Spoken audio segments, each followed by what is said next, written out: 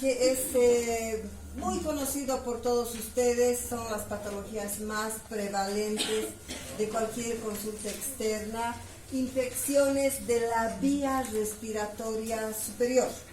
Entonces, cuando nosotros queremos diferenciar cuál es la vía respiratoria superior y la baja, imagínense todo lo que está por encima de los pulmones.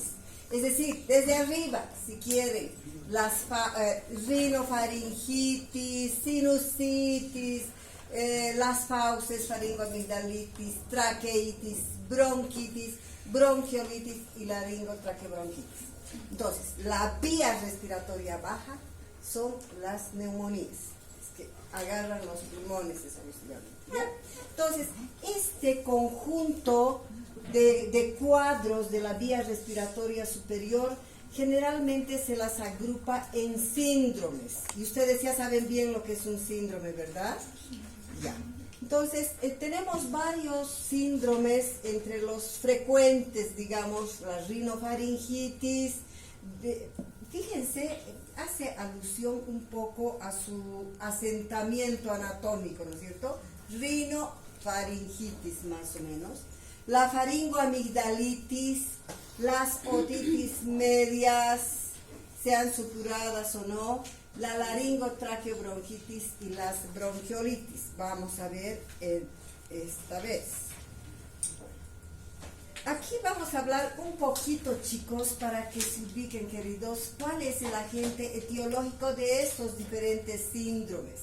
Por ejemplo, nosotros para la rinofaringitis, en términos generales, esta infección que ataca así, desde la entrada de fosas nasales y va por aquí el conducto hasta llegar a las fauces, generalmente es viral. Sin embargo, puede haber excepcionalmente un cuadro producido por bacterias. Los virus más frecuentes, rinovirus, virus de la influenza, el sincitial respiratorio, coronavirus, parainfluenza, adenovirus, herpevirus, que ha habido mucho en este invierno, y el virus hecho. Están entre los virus más frecuentes productores de este cuadro de rinofaringitis. Las bacterias, ya saben que el estreptococo beta hemolítico es un saprófito cotidiano, ¿verdad?, de las fauces, vive ahí. Entonces tenemos al estreptococo beta hemolítico, al Haemophilus influenza, que ya les he dicho varias veces, este fue un terror hasta hace una década, o tal vez una década y un año para atrás, digamos, mientras no había la vacuna contra el Haemophilus influenza. Pero ahora, gracias a la vacuna, ya no vemos mucho. Y la Bordetella pertussis, que me produce, ¿qué? Coqueluche o tosferina, ¿verdad? Que no se la veía durante unos 20 años, pero esta última temporada sí ha habido un pico, debido a que en la época del coronavirus los niños no se hicieron vacunar, y esto ocurrió en todos lados. Bueno, el agente etiológico de la faringoamigdalitis, de esto que agarra las fauces. Esta faringoamigdalitis puede ser por bacterias o por virus, pero en general son capaces, las bacterias capaces de producir estas membranas típicas blanco, amarillentas, purulentas, son las de tipo membranoso, ¿verdad? ¿Y cuál es la bacteria más frecuente? La número 1, la que siempre conocemos, estreptococo beta hemolítico del grupo A. Hay una gran brecha gigante hasta llegar al estafilococo. Quiere decir que lo más frecuente definitivamente es nomás estreptococo, ¿ya? Y el estafilococo, ustedes saben que es una bacteria oportunista, no es cotidiano. Se necesita un quiebre de la inmunidad, una agresión directa, etc. El Corynebacterium, que produce la difteria, que tampoco lo vemos, y los virus. Hay virus. Antes, cuando uno veía una lesión con membrana, en las fauces, en las amígdalas, decían los médicos de antes, esto es bacteriano. No importaba, es bacteriano, no había discusión a eso. Pero se sabe que hay virus capaces de producir esta membrana, así de tipo purulenta. ¿Y cuáles son los virus? El virus Epstein-Barr. ¿Se acuerdan de este virus? ¿Qué enfermedad produce, chicos? Muy bien, la mononucleosis infecciosa. Este es un cuadro muy frecuente en la etapa de adolescentes y en los jóvenes. Se dice que se transmite a través del beso, ¿verdad? Está descrito así. Este es un cuadro sistémico que produce unas amígdalas, pero así purulentas, membranosas, tienen fiebre elevada, tienen una erupción maculopapular, hepatoesplenomegalia, etc. Pero es viral, es virus, ¿ya? Otro es el adenovirus, no es tan frecuente, pero el que es frecuente es el virus herpes simple. No es el herpes genital, este es el herpes simple, ¿ya? El herpes simple que, por ejemplo, este produce un cuadro bien aparatoso que dura aproximadamente, así en la fase aguda horrible, dura unos 5 días. Puede ir acompañada de fiebres de 39, 40 grados, 38, y se llena de aftas la vida oral. Y no solo las fauces, sino que puede ir por todo el tracto, por la vía, ir hasta la laringe, y está en toda la mucosa, ¿no?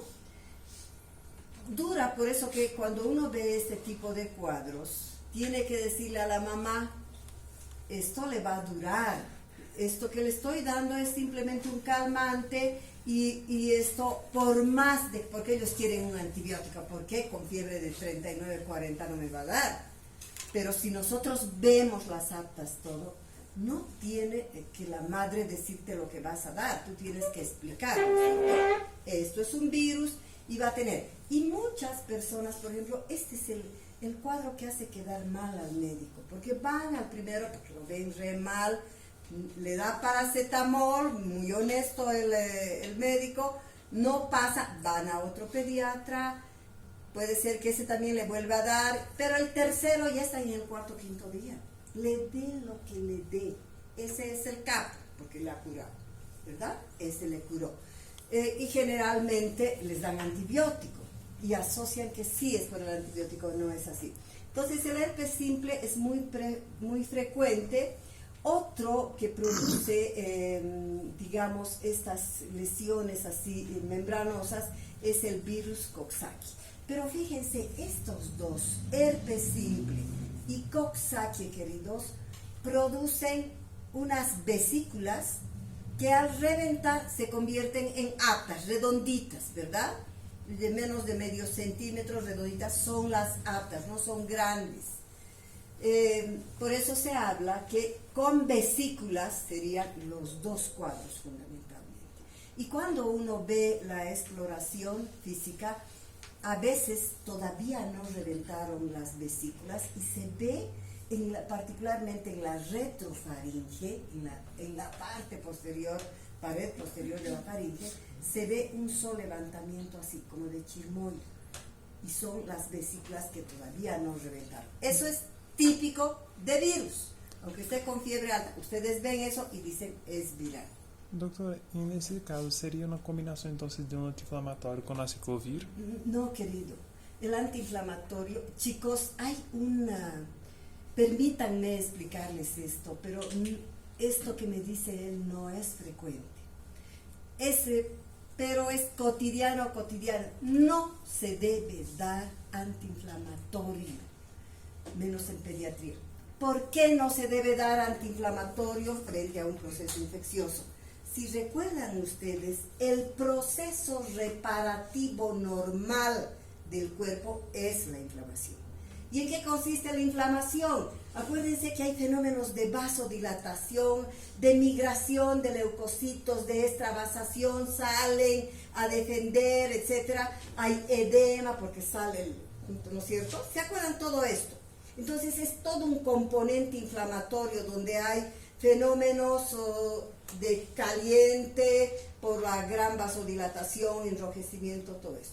Si yo doy un antiinflamatorio, el antiinflamatorio que más usan ahora por error y por falta de conocimiento es el ibuprofeno.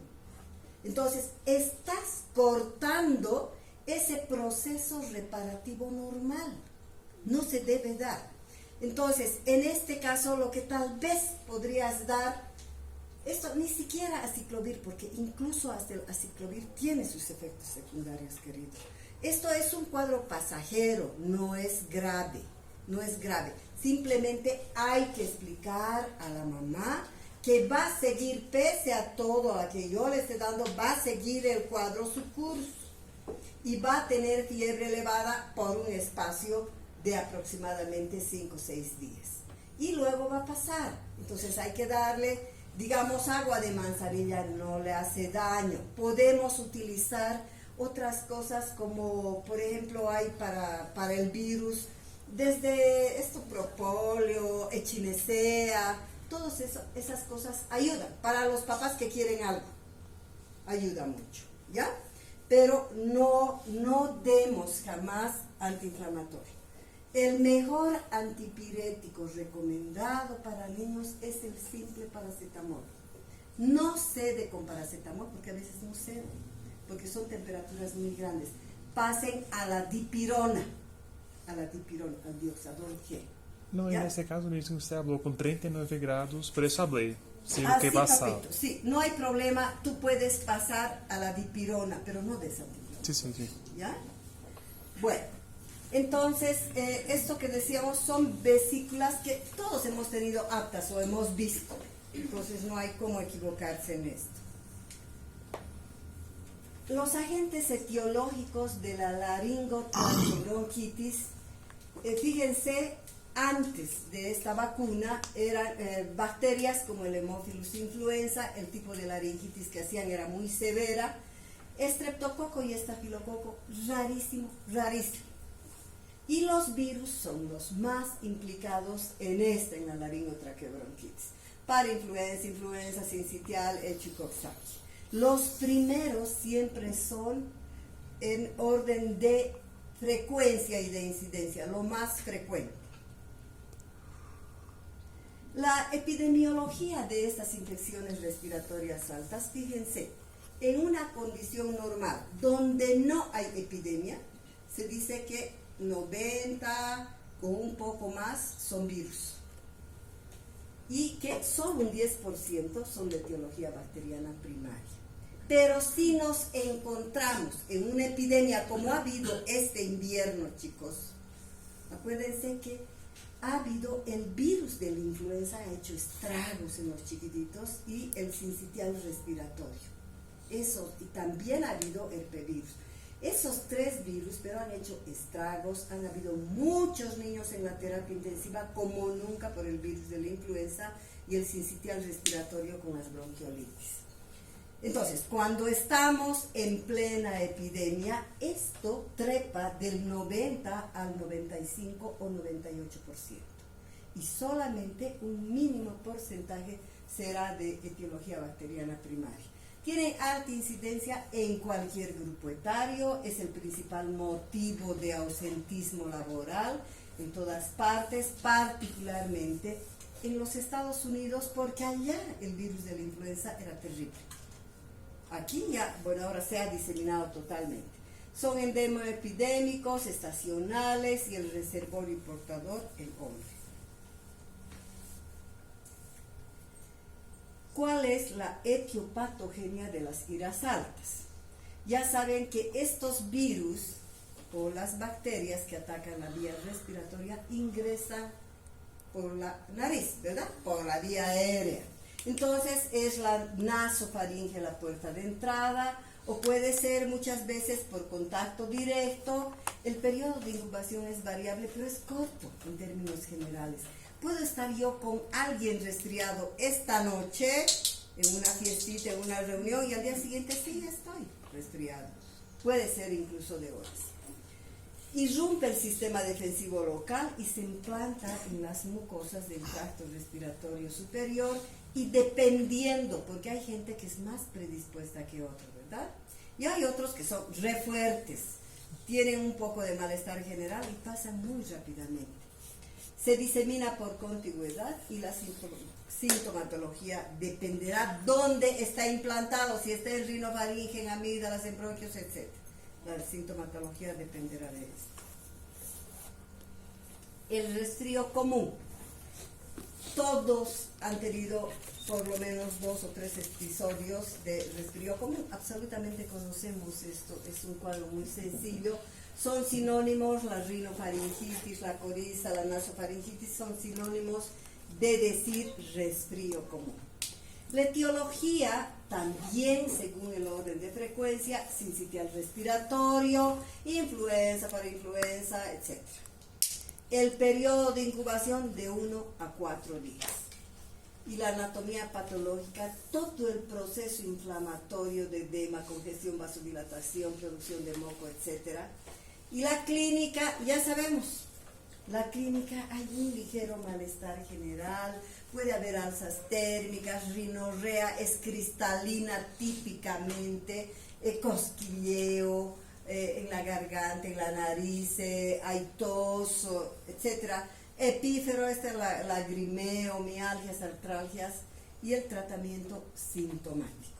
Sintomático quiere decir, a los chiquititos límpiele las fosas nasales porque se llenan de moquito, no pueden respirar, dele mucho líquido, triccione, haga chapoteo así para desprender flemas y si tiene fiebre o dolor, paracetamol, ¿ya? La faringoamigdalitis o faringitis puede reconocer una etiología bacteriana y viral. El resfrío común, queridos, el 100% es virus. Todos son virus, no hay resfrío bacteriano. Esta faringoamigdalitis, en la mayoría de los casos, son bacterianos, pero hay una población que puede ser afectada, menor, mucho menor, por virus. El periodo de incubación es también breve, 2 a 3 días. Lo mismo, estacional, endemoepidémico. A diferencia de la amigdalitis, la faringitis puede atacar cualquier grupo etario, desde bebecitos, desde lactantes, pueden hacer faringitis, ¿no? En cambio, la amigdalitis aparece más tardíamente, a los 2, 3, 4 años, más tarde, ¿ya? Cuando un niñito ha enfermado de una amigdalitis claramente establecida, con membranas, todo, ya uno debe adelantar que probablemente hay una gran probabilidad que este niño pueda repetir. Y cuando cronifican, repiten casi cada mes, un cuadro cada mes. Y estos que han cronificado hacen un cuadro resfriado y complican con la amigdalitis. Entonces, es todo un problema esto. Existe una regresión fisiológica más o menos alrededor de los 8 años. Fíjense, tanto enfermarse de amigdalitis, estas amígdalas se vuelven hipertróficas, grandes, congestivas, ¿ya? Pero alrededor de los 8 años hay una involución, hay una tendencia natural a bajar de volumen. Y entonces este es el momento, muchas veces, cuanto más largo sea el tiempo sin enfermarse, hay probabilidades de que ese niño no cronifique. Pero si me hace así cotidiano cada mes, es un problema. ¿Cuál es la clínica de la faringoamigdalitis? Fiebre elevada, persistente, la fiebre puede ser 38, 39, a veces más, malestar general con decaimiento franco. Una vez que cronifican, está chorreando la pus, pero ya no tienen síntomas. Ya no les duele, ya no tienen fiebre, los crónicos, o tienen un ligero malestar, nada más. Pero los que hacen generalmente las formas agudas son bien aparatosas. Hay disfagia, odinofagia, este dolor, dificultad al tragar, hay esta voz media gangosa, está todo congestionado.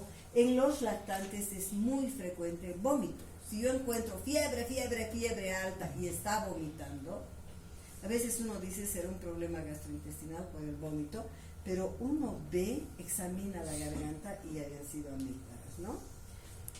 Puede haber mialgias, artralgias, cefalea, linfadenopatías, particularmente las cercanas, es decir, qué ganglios están afectados, las submaxilares, sublinguales y los de la cadena cervical, ya sean anterior, lateral, posterior.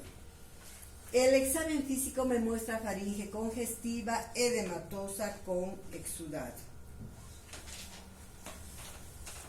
Continuamos con la clínica y vemos en el examen físico que estas pueden estar hipertróficas, congestivas, con o sin membranas, a veces pustulosas, es decir, secretantes de pus, petequiales y con mucha secreción.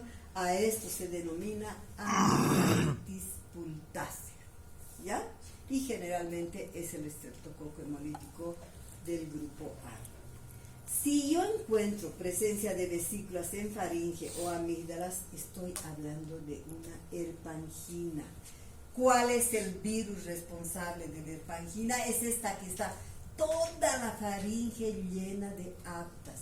Están las mucosas, las encías incluso más bajo.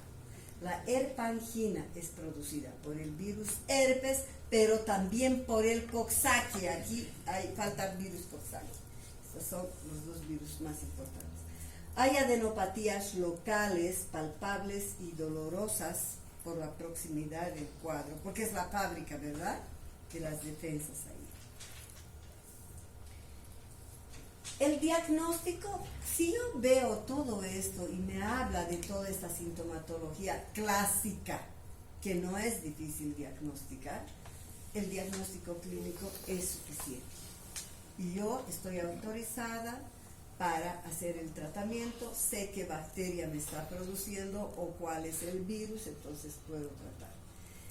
Cultivo voy a hacer en casos de resistencia, en los pacientes crónicos que me repiten, y en los primeros cuadros me respondían muy bien a la amoxicilina o a un macrólido de primera línea como es la eritromicina. Pero llega un tiempo donde a veces no terminan o hacen resistencia y entonces en estos casos puedo hacer cultivo o directamente pasar a otro medicamento. Las complicaciones pueden ser supurativas y no supurativas. Las supurativas generalmente es por proximidad, por extensión hacia arriba y hacia abajo, absceso periamigdalino, sinusitis, otitis media, absceso retrofaringeo, que es grave porque es sistémico, es como una septicemia, ya es gravísimo. Y los no supurativos son de origen inmunológico y en general son porque han hecho una reacción antígeno-anticuerpo a la toxina del estreptococo. Por lo tanto, aumentan las antiestreptomicinas, ¿verdad? Esto aumenta. Y ahí tendríamos a la fiebre reumática y a la glomerulonefritis aguda postestreptocócica. El tratamiento, si es bacteriano, yo doy derivados de la penicilina, amoxicilina en los casos simples. Si ya están más complicaditos, puedo dar amoxicilina con clavulánico o amoxicilina con sulbactam, ¿verdad? O si no, puedo agarrar macrólidos, eritro o acitromicina. Y el viral sintomático. Pasamos al otro cuadro, que es la otitis media aguda. Las otitis media agudas, dice el libro, queridos, deben ser atribuidas a bacterias. Un cuadro bien instalado de una otitis, ¿qué se refiere? Hay otalgia, hay secreción purulenta. Yo no necesito cultivar nada, es primer cuadro y yo atribuyo que es una bacteria y la trato como tal. Así habla el libro. Va precedida generalmente de un cuadro respiratorio superior, puede ser un resfriado, una sinusitis, etc.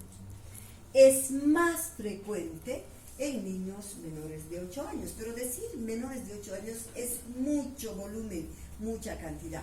Generalmente es más frecuente en lactantes, en niños que están entre los 6 y los 24 meses, entonces son menores de 2 años. ¿Por qué es frecuente en este grupo etario? Porque tienen un tejido linfoideo muy abundante, tienen adenoides muy crecidos, tienen las amígdalas, porque están la mayor parte del tiempo, al ser lactantes, están echaditos en la cama, en su cuna, tienen la posición supina muy frecuente, y también porque la trompa de Eustaquio, ¿se acuerdan la trompa de Eustaquio que comunica el oído interno con la faringe? Y es un tubito delgadito cuya función es nivelar presiones entre el medio externo y el medio interno, ¿no es cierto?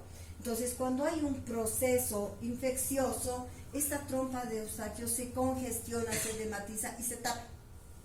Y a veces ahí vienen las complicaciones. Entonces, también es muy frecuente en personas que tienen una historia familiar de otitis media supurada. Si los padres, los abuelos han tenido, con gran probabilidad, hay una especie de predisposición familiar para estos cuadros. Más frecuente en gente pobre, obviamente, en desnutridos y en paladar hendido. En los pobres, ¿por qué? Porque simplemente en ellos el grupo de desnutridos es más grande, no tienen muy buena alimentación y entonces de alguna forma algunos llegan a ser inmunodeprimidos, especialmente los graves. ¿Cuál es la etiología de la otitis media? Antes de la vacuna de la pentavalente, hacía estragos el Haemophilus influenza en este grupo etario, menores de 2 años, es decir, lactantes. Era su patrimonio. El Haemophilus influenza era el causante de todas las otitis medias, de las laringitis de origen bacteriano, de las meningitis. Las meningitis, no saben, chicos, la cantidad que había. Era impresionante. Las salas de infecto eran, el 50% eran meningitis por Haemophilus influenza. ¿Cómo nos hemos librado de tantas barbaridades gracias a estas vacunas? ¿No? Pero en la actualidad, al no existir el Haemophilus influenza, ¿quién se ha vuelto así terrible? Es el neumococo, el Streptococcus pneumoniae. Por eso se habla y se dice que el Streptococcus pneumoniae o neumococo es responsable incluso desde recién nacidos, lactantes, preescolares, escolares, adolescentes y adultos, en prácticamente toda la población. Ya tenemos en forma rutinaria y masiva la vacuna del neumococo hace algunos años, pocos años, pero ya lo tenemos. Entonces también está disminuyendo mucho esta incidencia de las complicaciones por neumococo. Entonces, en cualquier ambiente sigue siendo todavía el neumococo. El Haemophilus influenza es más en lactantes que no recibieron vacuna, ¿ya? En eso. Y el estafilococo extremadamente raro. Las virales, puede haber una otitis media, es bien parecida, igualito hay otalgia, terrible, llanto, grave, pero en la secreción que le sale es un líquido ceroso, claro, a diferencia de la bacteriana que es pus, son borbotones de pus que salen. ¿Ya? Entonces los virales pueden ser adenovirus, influenza, parainfluenza, pero siempre es más frecuente las bacterias, siempre es más frecuente. ¿Cuál es la clínica de la otitis media aguda? Hay signos generales, y los signos generales son como de cualquier proceso infeccioso bacteriano severo. Todo lo mencionado: fiebre elevada, malestar general, mialgias, etcétera, etcétera. Pero hay signos específicos que solo se presentan en la otitis. ¿Cuáles son los específicos? Otalgia intensa.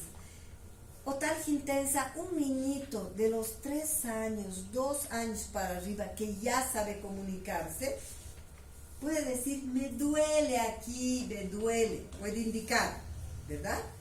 Pero un lactantito de 2 para abajo, no, pues, no dice. Entonces, simplemente suponemos, cuando la madre nos dice: mi hijo ha llorado toda la noche sin descanso y no parar. Entonces, cuando nos habla esto y es lactante, nosotros debemos decir: o es otitis media o es un cólico. ¿Cómo diferencio? Un cólico, ¿qué tipo de dolor tiene? Espasmódico, ¿no es cierto? ¿Y cómo es el dolor tipo cólico? Va a empezar, esta es la línea de base, empieza, aumenta, llega, gritan más al acné y luego baja, desaparece unos minutos y luego empieza de nuevo, de a poquito sube de intensidad. Este es el dolor tipo cólico, si se acuerdan, ¿verdad? Eso es. Con la anamnesis yo me puedo dar cuenta si es un cólico, y además examino y veo el abdomen está distendido timpánico, ¿no es cierto? Y es pequeño. Pero en este caso, la madre dice: ha llorado toda la noche, lo levantaba, le daba el pecho y nada, y seguía llorando, no he dormido, así bien. Otro signo específico, la otalgia se traduce en este llanto agudo, ¿verdad? Y puede ser otorrea, así purulenta o serosa.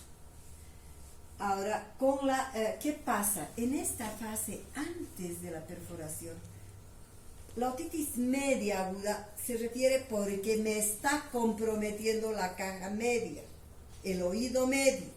Digamos, aquí está la oreja, conducto auditivo externo, membrana timpánica, caja media y aquí el oído interno. Entonces, en estos casos, generalmente esa trompa está bien edematizada, hay infección, esto que era estéril, se llena de pus, se abomba, y al abombarse por la presencia de gran cantidad de pus, aumenta la presión en esta cámara. Y ese aumento de la presión hace que el dolor sea así terriblemente intenso. Pero cuando se perfora esta membrana timpánica, hay una salida a borbotones de la presión, de la pus, y baja la presión. Y con esto baja el dolor, se pierde el dolor, ¿verdad? Y algunas mamás pobres particularmente piensan que como le han calmado el dolor, ya pasó. Pero no, ¿verdad? Simplemente fue ya una perforación lo que ocurrió. Por eso se dice: con la perforación timpánica y la supuración hacia afuera cesa el dolor agudo. La otoscopía, entonces, ¿qué me va a mostrar? Una membrana timpánica abombada, hiperémica, con los vasos o con los capilares así visibles, hinchados, ¿verdad? Se ve hiperémica totalmente, muchas veces con perforación, con escaras, con restos de sangre seca, etc. Eso me muestra la otoscopía. Pero si está llenita de pus, yo no puedo hacer adecuadamente una otoscopía. Ya yo veo que está lleno de pus, está perforado, ya no hay donde perderse, ¿no es cierto?, en el diagnóstico. El diagnóstico de las complicaciones y el tratamiento de la otitis media aguda. El diagnóstico es clínico, es típico, es sencillo. La otoscopía me ayuda mucho, y en casos necesarios, particularmente en estos casos de otitis media recidivante, chicos, yo tengo la obligación de hacer cultivo y antibiografía en estos casos, de las recidivantes. Pero en un caso inicial no, yo no tengo por qué cultivar ese ratito, no, pero los recidivantes sí. Las complicaciones son graves, gravísimas. Mastoiditis es una complicación, el hueso mastoide se infecta, me puede producir meningitis, sordera, hipoacusia, absceso cerebral, cronicidad y recidivancia. Y el tratamiento, generalmente, se van a fijar ustedes, ya han rotado otorrino, ¿no? La mayoría, receta de entrada, digamos, en casos no muy complicados, amoxicilina con clavulánico o sulbactam, ¿verdad? Se puede dar macrólidos, se pueden acitromicina, entran casi directamente en uno, se entra así.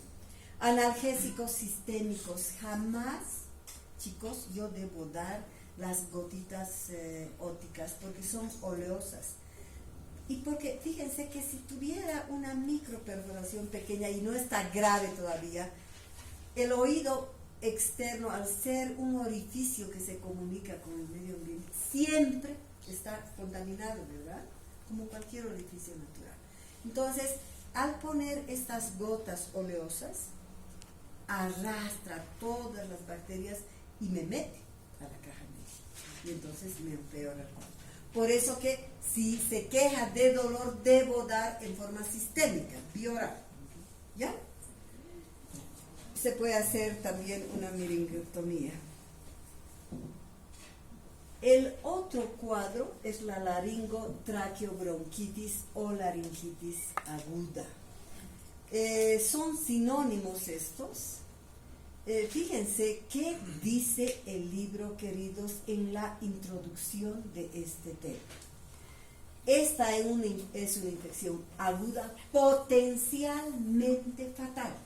Quiere decir que esta me podría producir la muerte.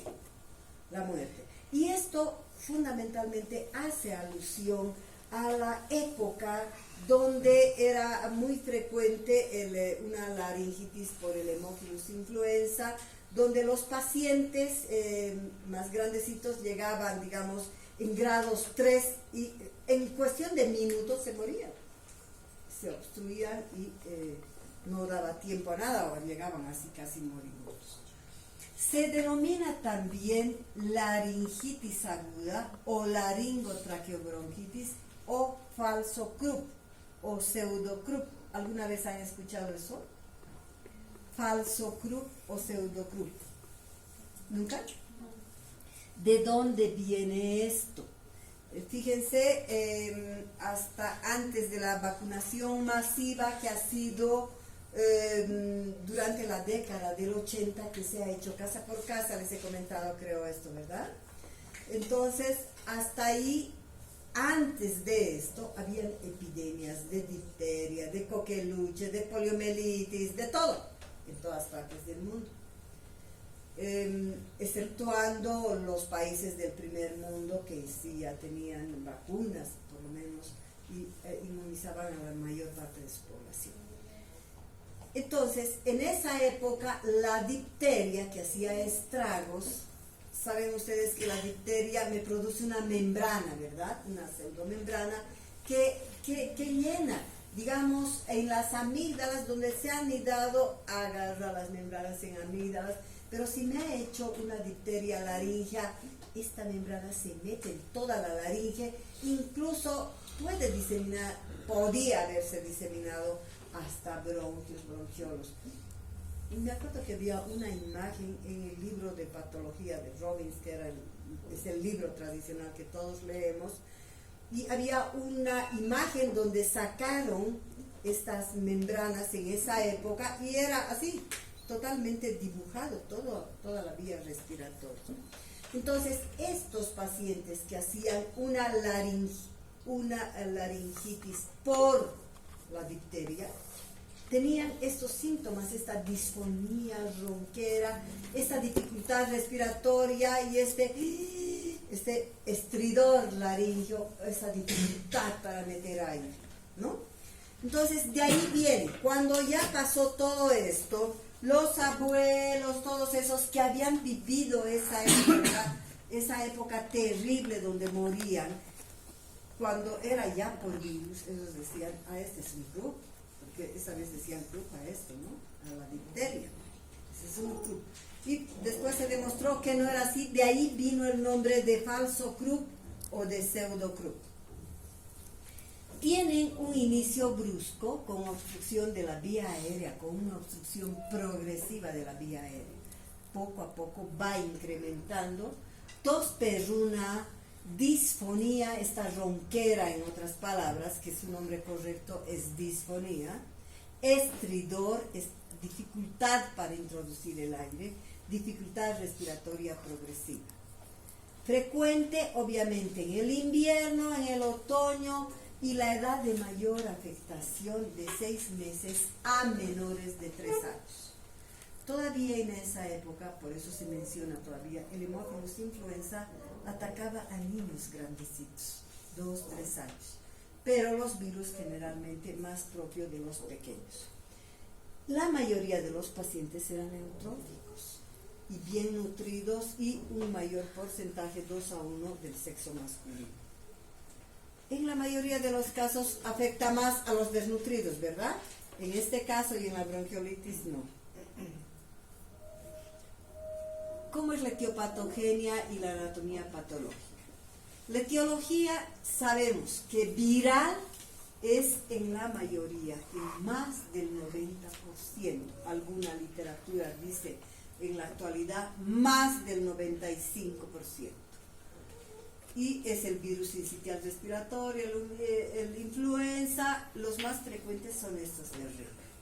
Y bacteriana menos del 10%, ahora muchísimo menos todavía, porque casi no hay Haemophilus influenza, y por el Corynebacterius también, que casi ya no vemos la difteria.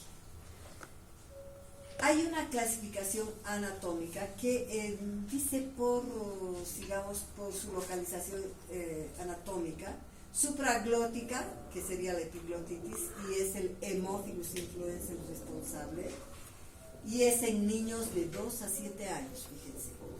La glótica es el Corynebacterium diphtheriae, que no lo vemos, y la laringotraqueobronquitis, que es la mayoría de los casos, que están en menores de 2 años o 3 años. Pero esta clasificación, como dice el libro mismo, es puramente anatómica, teórica, porque no hay aquí, así, esta que te lo pide, aquí esta otra, no hay. Es todo un continuo, ¿no es cierto? Existe edema, inflamación y obstrucción de la vía aérea respiratoria. Y vamos a ver qué pasaba en las epiglotitis, que casi ya no lo vemos. El inicio es brusco, con fiebre elevada, porque era el Haemophilus influenza, es una bacteria, dificultad respiratoria creciente, estridor, ese gritito que les he hecho, disfonía, tos perruna y al agravarse signos de franca dificultad respiratoria. Aleteo nasal, polipnea, más de, si son lactantitos, más de 60, cianosis, paro cardiorrespiratorio y finalmente llegaban a fallecer, si es que no venían un poco más temprano. La subglótica o laringotraqueobronquitis va precedida en general de infecciones respiratorias tipo resfrío, porque es viral esta, de varios días de evolución. Y esta sintomatología se agrava, esta misma de arriba, se agrava en las noches o la madrugada. ¿Por qué creen, queridos, esto? ¿Por qué se agravaría en las noches y en la madrugada? Por el frío, la baja temperatura. Sí, eso es lo más lógico de pensar. ¿Algo más se les ocurre? ¿Por qué creen que se agrava? Porque duerme más o menos bien y en la madrugada los padres desesperados porque el niño se está asfixiando y saben que si lo dejan se muere. Y porque es así franca la dificultad respiratoria y van a un hospital. ¿No les suena algo el ritmo circadiano? ¿Verdad? Es por el ritmo circadiano, acuérdense, el ritmo circadiano cae pero dramáticamente después de la medianoche. Es decir, nuestro cortisol endógeno, nuestro corticoide endógeno, baja una barbaridad. Y sabemos que este tiene un efecto antiinflamatorio. Y esa es la causa por la cual las laringitis se tratan con corticoide, queridos. ¿Ya? Es debido a la bajada del cortisol endógeno al ritmo circadiano.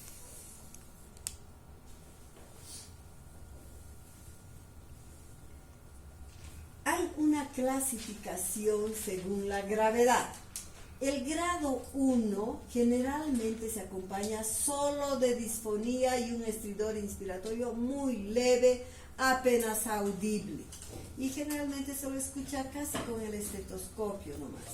El grado 2 hay una disfonía moderada con estridor, si es que hay un esfuerzo del niño, está esforzándose. El grado 3 hay disfonía acentuada, estridor en reposo y aumenten esto con hipoxemia leve. Ya hay hipoxemia, pero esta es leve. El grado 4, eso aumenten por favor, ¿ya?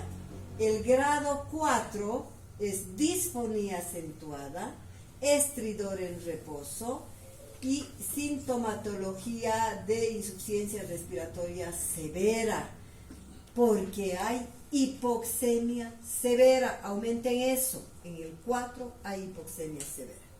Ya hay hipoxemia severa, por lo tanto encontraré cianosis, polipnea, aleteo nasal, retracción intercostal, subcostal, etc., depresión central, paro cardiorrespiratorio, y el que no, que vino muy tarde, podía fallecer con paro cardiorrespiratorio. Esa es la clasificación. ¿Perdón? ¿Cuál es el diagnóstico diferencial? Cuando hago el diagnóstico diferencial, puedo hacerlo con cuerpo extraño. ¿En qué vimos cuerpo extraño en el diagnóstico diferencial? ¿Se acuerdan? Los voy a matar a toditos. En la sífilis congénita, con la rinitis serosanguinolenta, ¿no se acuerdan? Sí. Ya. Aquí también hay, pero por la disfonía en este caso. Porque la disfonía, cuando hay un cuerpo extraño que esté en laringe, que no está tapándome todo el orificio, sino puede ser que el cuerpo extraño esté así. Entonces, ahí me produce disfonía. Pero también puede ser por presencia de tumores benignos o cánceres o por compresión a la laringe, ¿ya? En cualquiera de estos casos puede haber disfonía, particularmente en los tumores. Acuérdense, incluso una tuberculosis laringea, ¿verdad? Un cáncer, un papiloma, un adenoma, etcétera, en laringe me puede producir esto. El tratamiento en el grado 1 y 2 es ambulatorio.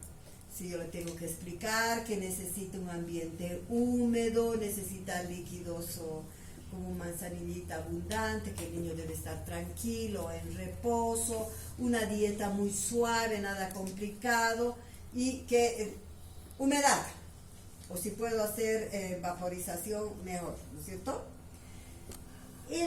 Y dexametasona, particularmente le digo, le vas a colocar a la noche, a las 8 de la noche, antes de dormir, para que me suba el nivel del corticoide. El grado 3 y 4 son internación, porque del 3 al 4, queridos, pasa en cuestión de minutitos. Llegan así en 3 hasta que estemos haciendo la historia clínica, esté en 4 y se nos muere si no hemos hecho ese rato la intubación. Es grave. El tratamiento, ¿qué será entonces? Reposo en cama, humidificación de ambiente, posición semisentada. Esto de humidificación, chicos, por ejemplo, es el humidificador que tiene la gente que tiene recursos. Pero si es un pobre, incluso que yo le diga a servir en una hornillita ahí, no tiene ni siquiera hornilla, nada, es pobre. Entonces algo tengo que decir. Lo que se les aconseja, por ejemplo, es que empapen, mojen una frazada o unas toallas grandes, ropas, y hagan secar dentro del cuarto. Esto durante la noche va a eliminar humedad, ¿no es cierto? Entonces algo hay que aconsejarles. Alimentación líquida, blanda, fraccionada, sedación si es necesario, y dexametasona 0,5 a 1 miligramo kilo peso día. Nebulización con epinefrina racémica, eso es cuando ya están internados generalmente, intubación, oxígeno húmedo, y ya esto prácticamente ya no se hace traqueostomía, pero todavía el libro menciona, porque antes era la alternativa, no había como ahora a disposición en cualquier centro un laringoscopio.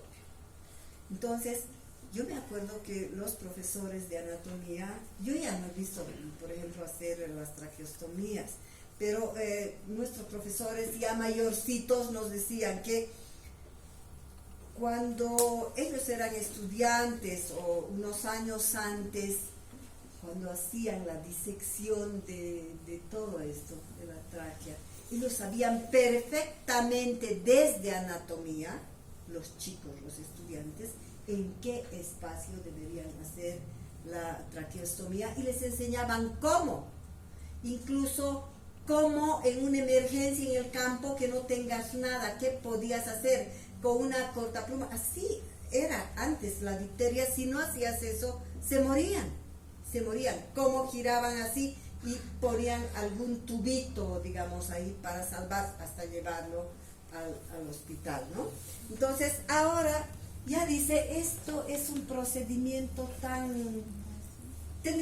es terriblemente invasivo y nadie sabe. Yo nunca he hecho en mi vida, ya no había necesidad, ¿no es cierto? Porque ya hay laringoscopía. Entonces, sin embargo, lo menciona todavía. Y el grado 4, 3, 4, muchas veces, y hemos dicho es internación, pero muchas veces ese 4 está en la UTI, porque es grave. Creo que es todo, querido. No, falta un tema. Bronquiolitis. Este año ha habido cualquier cantidad de bronquiolitis. Han debido ver. Ha habido cualquier cantidad de bronquiolitis. Y este es un cuadro, chicos, 100% viral. No hay bacterias. Es propio de lactantes menores, de los chiquititos, de los bien chiquititos. Es un cuadro grave, aparatoso, que cuando uno ve una bronquiolitis, ve al niño internado, es así como en el deshidratado, nos damos cuenta que está muriendo ese niño por sed de aire, en este caso, porque es una desesperación impresionante. Su mayor frecuencia es en menores de 6 meses, chiquititos. Y este año ha hecho el sincitial respiratorio estragos en este invierno. Los meses de junio, julio, la terapia estaba llena, colapsada, con niñitos con bronquiolitis. La etiología viral, el sincitial respiratorio, es el más frecuente de lejos a todos, pero pueden ser otros virus también. ¿Qué es lo que pasa en la bronquiolitis aguda? Fíjense, si este es el alveolo, la parte más fina es mi bronquiolo terminal, ¿verdad? Porque de los bronquios que se dividen en ramas cada vez más delgadas, más finas, y llega a lo último que desemboca en el alveolo. Entonces, es un niño tan chiquitito, ese bronquiolo terminal es sumamente delgado. Y ahí está el problema. Entonces, ¿qué es lo que pasa? Hay una necrosis del epitelio respiratorio en estos bronquiolos terminales. Si hay necrosis, obviamente se esfacela, ¿no es cierto? Se junta con el proceso inflamatorio, con los mocos que producen verdaderos acúmulos y tapones, si quieren que taponean. Pero además de esto, chicos, hay un proceso inflamatorio. Así como se nos congestiona la nariz, se tapa todo, aquí también hay edema en este bronquiolito. Hay edema sumado a este taponcito que se ha formado. Entonces, ¿qué pasa? Acuérdense que cuando respiramos, el proceso de la inspiración muchas veces es activo. Yo puedo ordenar a mi cerebro para decir quiero meter aire y meto, ¿verdad? Y hago así una inspiración forzada. Entonces, este taponcito actúa como una válvula ahí. Impide, en este que hace el niñito, esa inspiración prolongada, logra meter el aire con esfuerzo. Pero la expiración, si se acuerdan, de fisiología, es un proceso pasivo, ¿verdad? Porque regresan las costillas así. Y por lo tanto, la salida, porque este está actuando como válvula, no sale todo. Por eso que estos bebecitos, igual que en el asma, logran meter con dificultad, pero no sacan. Tienen la expiración así, prolongada, dificultosa, intentando sacar lo más que puede. Pero en todo eso, en todo el proceso, se va acumulando más aire, más aire, más aire, más aire, y estos alvéolos están así reventando de aire. Por eso que estos llegan a tener, hay un gran atrapamiento de aire, hiperinsuflación de los pulmones. Estos pulmones que eran de ese tamaño crecen más grandes, y al ponerse más grandes, obviamente las costillas se ponen horizontales, ¿verdad? Eran así, pero ahora están así, para dar. El espacio intercostal es más ensanchado, es más grande.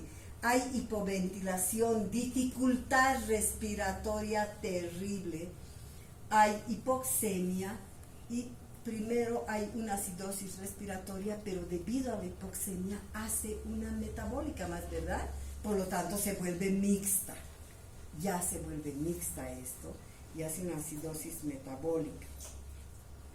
Entonces, todo esto, la clínica es precedido de ira alta, seguido por un cuadro aparatoso, dramático, con sensación de ahogo y sed de aire, decaimiento, toda la sintomatología grave de un proceso de insuficiencia respiratoria, palidez, sudoración, cianosis y a veces incluso insuficiencia cardíaca congestiva. ¿Qué encuentro a la inspección? Lo que les he hablado, tórax en tonel grande. Este, al estar agrandado, me va a bajar al diafragma, y si baja al diafragma, lo va a bajar al hígado y al vaso también, ¿verdad? A la palpación, expansibilidad torácica disminuida, a la percusión, sonoridad aumentada, a la auscultación, roncos y sibilancias. Esto es lo típico, las sibilancias, ¿verdad? Las sibilancias. A veces puedo encontrar estertores y a la palpación, descenso de hígado y de vaso. ¿Cómo diagnóstico? Fíjense que no es difícil el diagnóstico, simplemente que uno sufre una barbaridad y es una emergencia.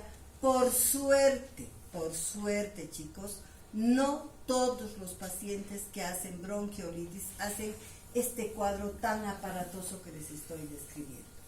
Hay casos de que hacen bronquiolitis, que encuentro sibilancias, todo, pero que tienen segmentos de alvéolos donde su bronquiolo no ha estado afectado.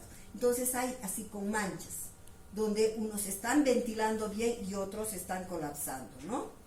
Entonces esos son los que les va mejor. Si yo hago laboratorios, voy a encontrar hipoxemia e hipercapnia con el CO2 aumentado, nebulizaciones, el tratamiento, oxígeno húmedo, posición semisentada, cuello en hiperextensión para dejar bien permeable la vía aérea, broncodilatadores, aquí me interesa dilatar, ¿verdad?